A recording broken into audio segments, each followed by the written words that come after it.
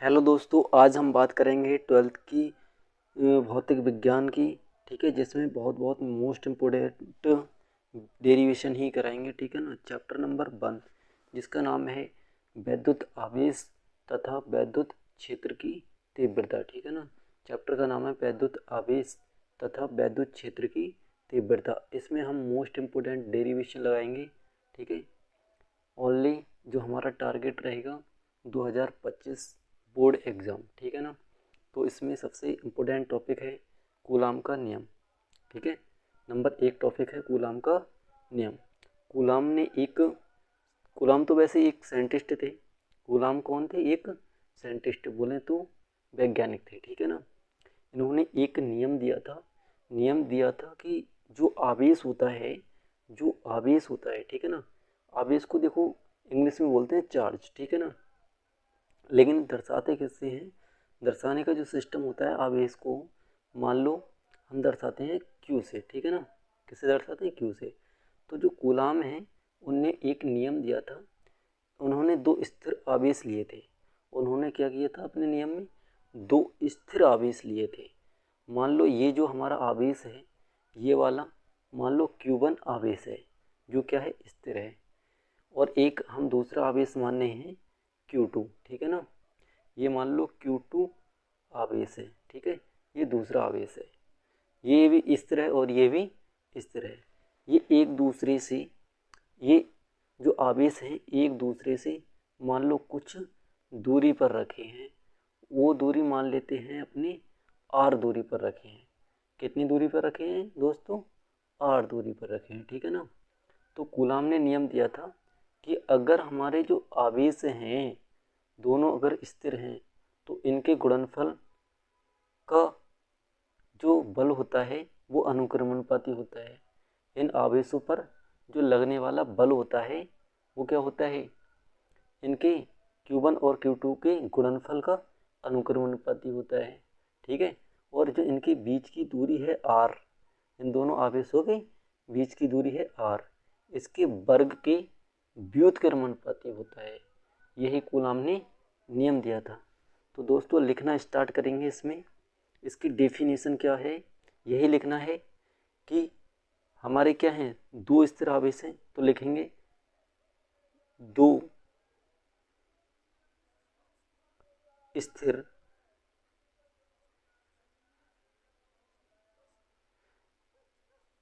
आवेशों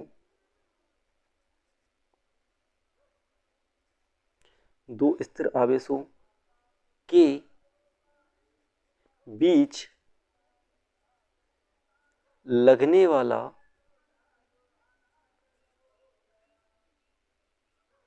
दो स्थिर आवेशों के बीच लगने वाला आकर्षण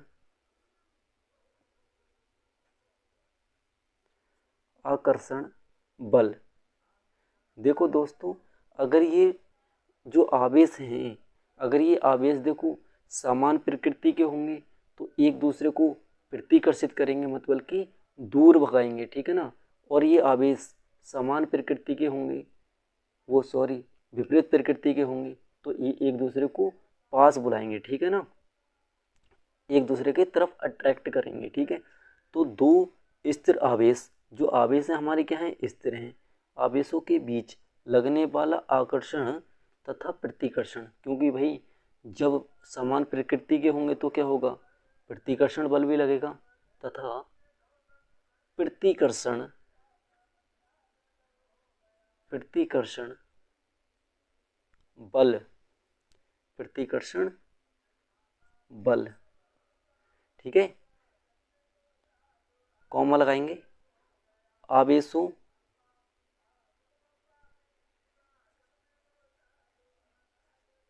आवेशों के परिमाण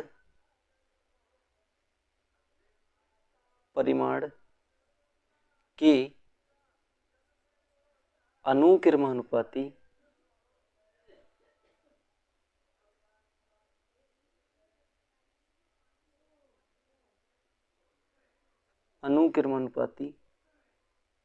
तथा देखो ये जो आवेश हैं इनकी जो परिमाण होंगे उनके क्या होगा, अनुकिरमानुपाती होगा, तथा इनके बीच की दूरी के व्युत्क्रमानुपाती, दूरी के वर्ग के, ठीक है, सॉरी, वर्ग के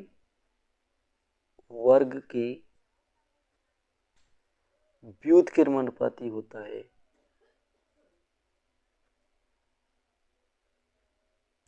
व्युत्क्रमानुपाती होता है।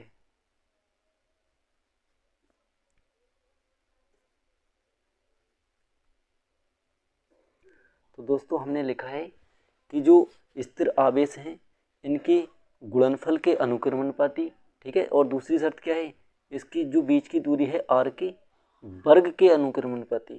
तो फर्स्ट जो कंडीशन है क्या है, कह रहे हैं कि जो बल है, आकर्षण तथा प्रतिकर्षण बल जो है आवेश Q1 इंटू Q2 के गुणनफल के अनुक्रमानुपाती होता है। इसे समीकरण 1 मान लो, ठीक है ना। इसी प्रकार हम बात करेंगे सेकंड कंडीशन में, कह रहे हैं कि आवेशों की परिमाण के अनुक्रमानुपाती हो गया तथा इनके बीच की दूरी के वर्ग के, इनके बीच की दूरी क्या है, r की वर्ग के व्युत्क्रमानुपाती होता है, ठीक है। ये अपनी क्या होगी, सेकंड कंडीशन होगी। बीच की दूरी क्या है, r के वर्ग के व्युत्क्रमानुपाती होता है, ठीक है। ये हो गई अपनी सेकंड कंडीशन, ठीक है। तो बात करेंगे समीकरण 1 व 2 से। 1 व 2 से क्या करेंगे, इन दोनों को देखो, ये भी f के बराबर है और ये भी f के व्युत्क्रमानुपाती है और ये भी अनुक्रमानुपाती है, ठीक है। इन दोनों को जब मिलाएंगे तो क्या हो जाएगा, f अनुक्रमानुपाती Q1 Q2 बटे r स्क्वायर, ये हो जाएगा दोस्तों, ठीक है। और जब हम ये अनुक्रमानुपाती का साइन हटाते हैं, बराबर का साइन लाते हैं, तो यहाँ पर एक कांस्टेंट आ जाता है k, ठीक है। यानी कि f बराबर क्या आ जाएगा, k Q1 Q2 बटे r स्क्वायर, ठीक है। यही क्या होता है, यही कूलाम ने नियम दिया था दोस्तों, ठीक है ना।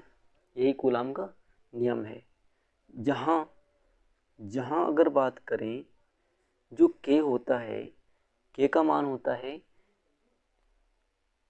9 गुणा 10 की पावर 9, ठीक है। ये होता है k का मान, ठीक है दोस्तों। और इसी के बराबर होता है 1/4 पाई एप्सिलॉन नॉट, ठीक है ना। यही इसी के बराबर होता है। चाहे k के स्थान पे ये लगा दो या फिर k का डायरेक्ट मान ये लगा दो, ये 1/एप्सिलॉन नॉट का मान भी होता है, ठीक है ना, क्योंकि ये इसके बराबर है, ठीक है दोस्तों।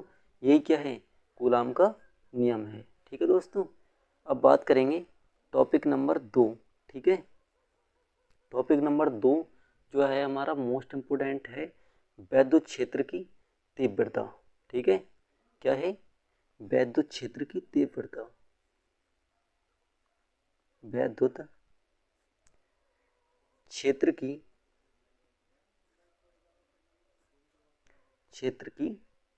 तीव्रता, ठीक है।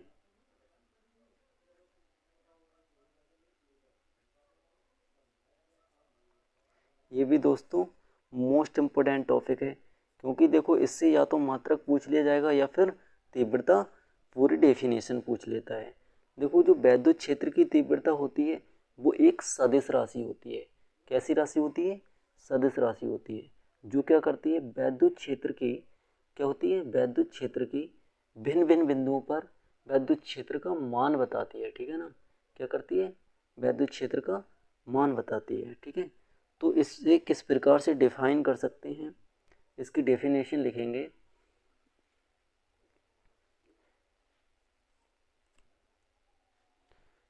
इसकी डेफिनेशन होगी, वैद्युत क्षेत्र में वैद्युत क्षेत्र में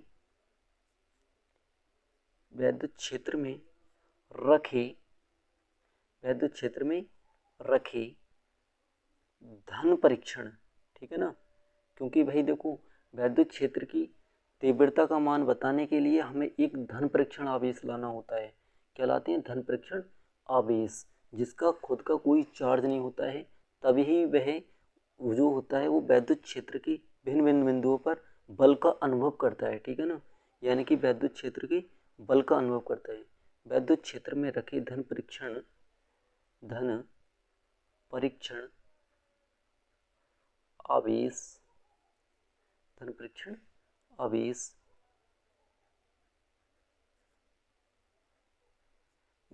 आवेश बात करें तो ब्रैकेट में लिख लो क्यू नॉट।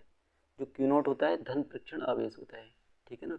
वैद्युत क्षेत्र में रखे धन परीक्षण आवेश क्यू नॉट, ठीक है, कॉमा लगाओ, पर लगने वाले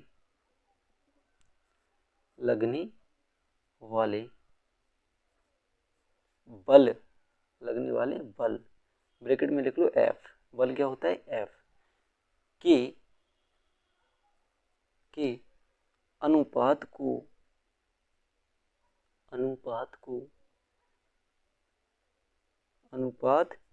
को वैद्युत क्षेत्र की तीव्रता कहते हैं। वैद्युत क्षेत्र की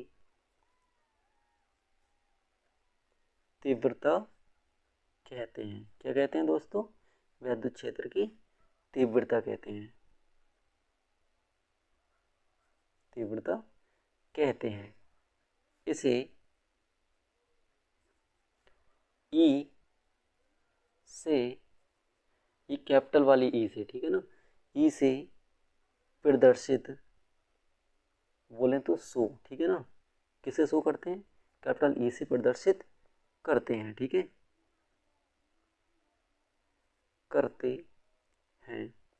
ठीक है दोस्तों। ये होगी इसकी डेफिनेशन। इस प्रकार से इसका फार्मूला क्या हो जाएगा? कहना कि वैद्युत क्षेत्र में रखे धन परीक्षण आवेश क्यू नॉट पर लगने वाले बल एफ के अनुपात को वैद्युत क्षेत्र की तीव्रता कहते हैं।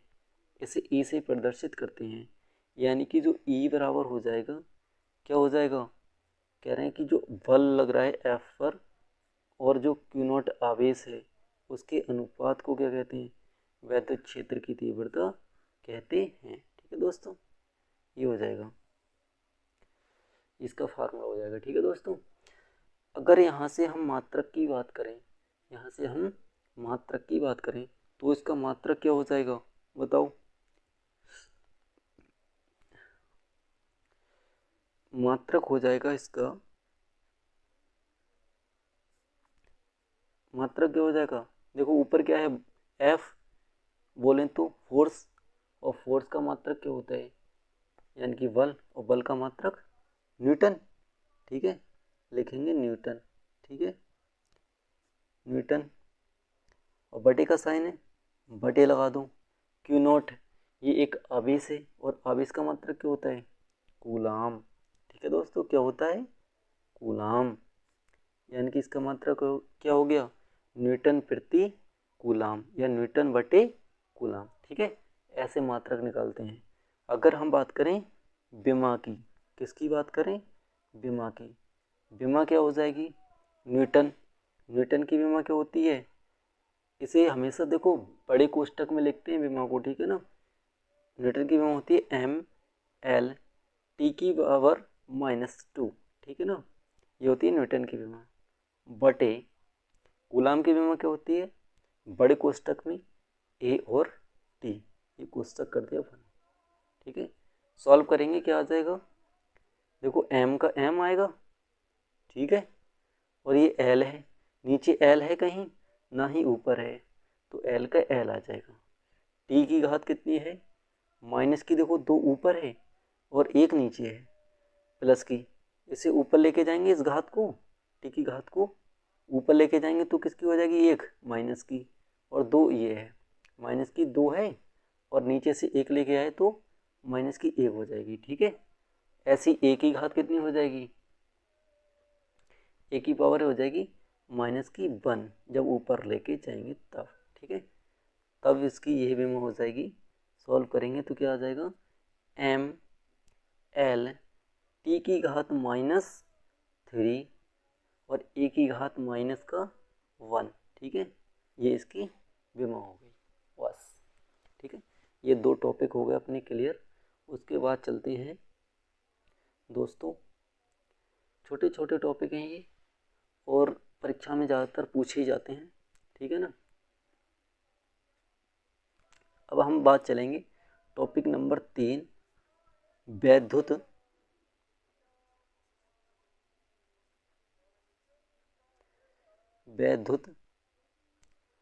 द्विध्रुव। वैद्युत द्विध्रुव किसे कहते हैं। ठीक है ना, देखो इसमें क्या होता है, वैद्युत द्विध्रुव में कुछ नहीं होता। ठीक है ना, वैद्युत द्विध्रुव में कुछ भी नहीं होता है। क्या होता है, देखो 2 आवेश होते हैं जो बहुत ज़्यादा सूक्ष्म होते हैं, छोटे छोटे 2 आवेश रहते हैं, इन्हें अत्यंत निकट दूरी पर रखते हैं। ठीक है, जबकि उनका जो परिमाण होता है वो कैसा होता है, समान होता है। अगर हम बात करें, मान लो ये हमने आवेश लिया, ठीक है ना, एक ये आवेश ले लिया। ठीक है, स्थिर आवेश की बात चल रही है। ठीक है ना, एक ये आवेश ले लिया। ठीक है, ये एक दूसरे से मान लो बहुत ज़्यादा सूक्ष्म दूरी पर रखे हैं, इनके बीच की दूरी क्या होती है, सूक्ष्म दूरी होती है। ठीक है, ये मान लो इनके बीच की दूरी मान लेते हैं 2l। ठीक है दोस्तों, क्या मानेंगे, 2l। ये 2 आवेश हैं, इनका परिमाण, अगर हम परिमाण उसे कहते हैं, जैसे कि अगर मान लो इस पे हमारा 10 कूलाम आवेश है। कितना कूलाम आवेश है, एक प्रकार से मान लेते हैं कि कितना आवेश है, 10 कूलाम, तो इस पे भी कितना होगा, 10 कूलाम आवेश होगा। ठीक है ना, तो इनका जो 10 और 10 है ये क्या है, परिमाण है। ठीक है ना, इसे क्या बोलते हैं, परिमाण बोलते हैं। अब बात करेंगे 10 परिमाण और ये भी, इसका परिमाण क्या है, 10। ठीक है, तो इसमें क्या होता है, वैद्युत द्विध्रुव समान परिमाण। ठीक है ना, दोनों का परिमाण आवेशों का क्या होना चाहिए, समान। ठीक है, समान परिमाण तथा विपरीत प्रकृति के आवेश। देखो इनकी जो प्रकृति है वो कैसी लेनी है, विपरीत। ये अगर हमने प्लस ले लिया तो ये माइनस। ठीक है ना, समान परिमाण तथा विपरीत प्रकृति के आवेश को अत्यंत निकट रखने से जो निकाय बनता है या जो संरचना बनती है या जो हमारा बोले तो परमाणु या जो बनता है उसे क्या कहते हैं, हम वैद्युत द्विध्रुव कहते हैं। ठीक है ना, तो लिखेंगे फिर से दोस्तों एक बार, देखो ये क्या है, 10 कूलाम। 10 कूलाम इधर क्या है, इसका परिमाण है आवेश का, इधर भी 10 कूलाम परिमाण मान लेते हैं। ठीक है ना, ये क्या है, एक प्रकार से आवेश का परिमाण है। ठीक है ना, अब कहेंगे समान परिमाण, तो दोनों का परिमाण क्या हो गया, समान। ठीक है, और विपरीत प्रकृति, एक प्लस का होगा और एक माइनस का होगा। समान परिमाण तथा विपरीत प्रकृति के आवेशों को अत्यंत निकट रखने से जो निकाय बनता है उसे क्या कहते हैं, वैद्युत द्विध्रुव कहते हैं दोस्तों। ठीक है ना, यही अपना, ठीक है, वैद्युत द्विध्रुव कहते हैं। ठीक है, तो बात करेंगे समान, लिखेंगे समान परिमाण, समान परिमाण तथा समान परिमाण तथा विपरीत, कैसी प्रकृति होगी, विपरीत, समान परिमाण तथा विपरीत प्रकृति, जो प्रकृति होगी आवेशों की कैसी होगी, विपरीत होगी। ठीक है ना, विपरीत प्रकृति के आवेशों को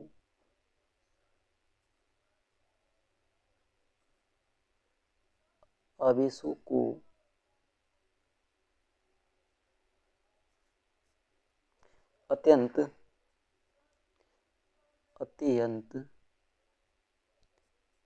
निकट रखने से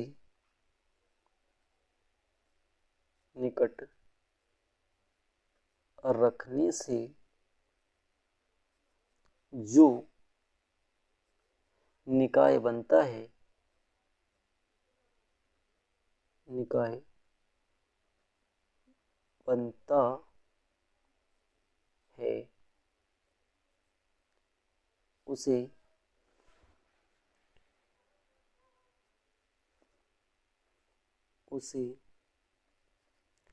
वैद्युत द्विध्रुव कहते हैं। क्या कहते हैं दोस्तों? वैद्युत द्विध्रुव कहते हैं।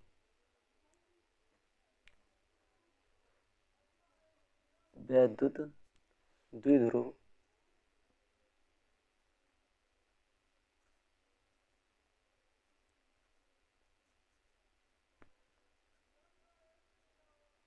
कहते हैं। ठीक है, क्या कहते हैं? वैद्युत द्विध्रुव कहते हैं। ठीक है दोस्तों, अब बात हम करते हैं वैद्युत द्विध्रुव आघूर्ण की। ठीक है ना, किसकी बात करेंगे? नंबर 4, वैद्युत द्विध्रुव आघूर्ण की। ठीक है,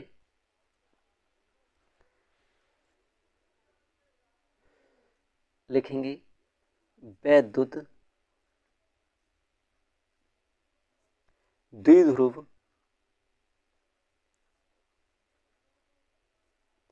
वैद्युत द्विध्रुव आघूर्ण। ठीक है, वैद्युत द्विध्रुव आघूर्ण किसे कहते हैं दोस्तों? ये भी इम्पोर्टेंट रहता है। ठीक है, ये तो मोस्ट इम्पोर्टेंट है। ठीक है ना, क्या ये मोस्ट इम्पोर्टेंट है? इस चैप्टर में जितने मोस्ट इम्पोर्टेंट टॉपिक हैं केवल हम वही कराएंगे। ठीक है ना, वैद्युत द्विध्रुव आघूर्ण किसे कहते हैं? देखो, जो हमने अभी पढ़ा है ना, ये जो वैद्युत द्विध्रुव, ठीक है, समान परिमाण तथा विपरीत प्रकृति के आवेशों को अत्यंत निकट रखने से जो संरचना बनती है उसे क्या कहते हैं? वैद्युत द्विध्रुव कहते हैं।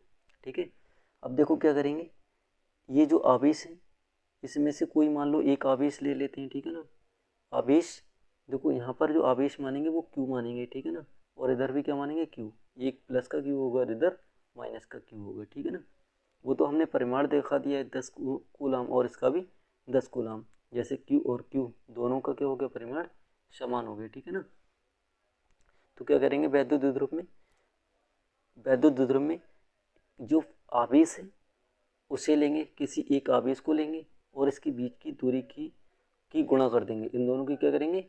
गुणा कर देंगे। चाहे इसकी गुणा कर दो, चाहे इस और इसकी गुणा कर दो, उसे क्या कहते हैं? वैद्युत द्विध्रुव आघूर्ण कहते हैं। बस, ठीक है ना, इसे पीछे दर्शाते हैं। बस इतना लिखना है। लिखेंगे वैद्युत द्विध्रुव के किसी एक आवेश तथा उस वैद्युत द्विध्रुव के बीच की दूरी के गुणनफल को इन दोनों की क्या करेंगे? गुणा करेंगे। गुणनफल को क्या करेंगे? वैद्युत द्विध्रुव आघूर्ण कहते हैं। इसे कैपिटल पी से दर्शाते हैं। ठीक है ना, इसे किससे दर्शाते हैं? कैपिटल पी से। ठीक है, लिखेंगे वैद्युत द्विध्रुव वैद्युत द्विध्रुव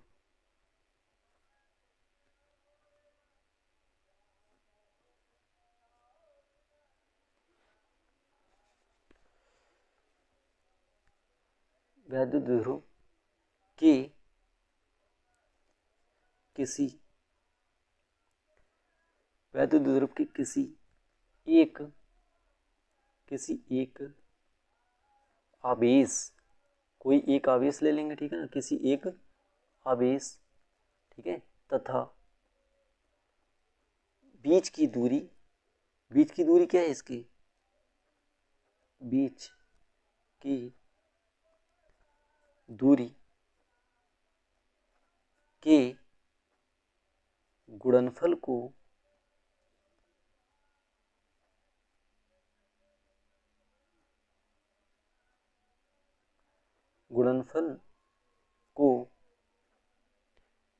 वैद्युत द्विध्रुव आघूर्ण कहते हैं।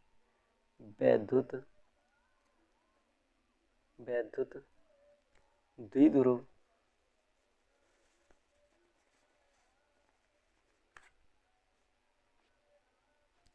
वैद्युत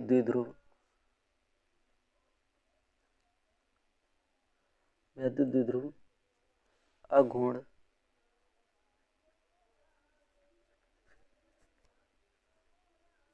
कहते हैं। ठीक है ना, क्या कहते हैं? वैद्युत द्विध्रुव आघूर्ण कहते हैं। ठीक है, इसे P से प्रदर्शित करते हैं। ठीक है, इसे किससे प्रदर्शित करते हैं?